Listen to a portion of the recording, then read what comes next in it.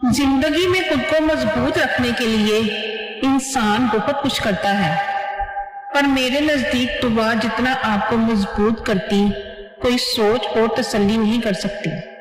जब अल्लाह ताला खुद फरमा देता, मैं हर पुकारने वाले की पुकार सुनता हूँ, तो इससे बड़ी तसल्ली या दिलासा क्या होगा।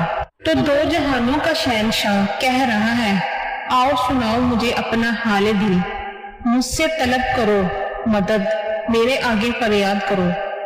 मैं तुम्हें सुन रहा हूँ ऐ मेरे बंदे, तेरी वो आवाज जो कहीं अंदर दब गई, तेरी सिसकी जो अभी लबों तक नहीं आई, तेरे इन लबों की सदा जो अभी बाहर नहीं आई, अभी तेरे लब जंबिश भी नहीं करते, मैं तेरी आरज़ू तमन्ना तकलीफ समझ जाता हूँ।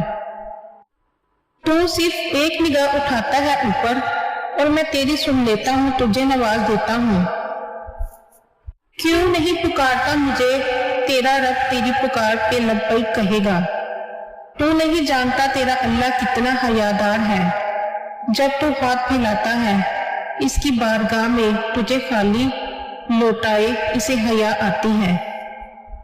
अगर कभी तकलीफ होती है या कबूल नहीं होती तो जान ले इसमें तेरे लिए भलाई होती है। तू अपना खैर और शर नहीं जानता, पर तेरा रब हर चीज जानता है। तो दुआ वो शय है जो उम्मीद देती है, जो अंधेरे में रोशनी का बाइस है, जो खालिक पर तवक्कल का बाइस है।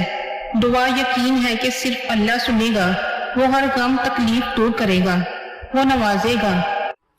तो दुआ पर यकीन कामिल करता है ना मजबूत, क्योंकि वो दुआ पर नहीं अल्लाह रब्बुल इज्जत पर यकीन है।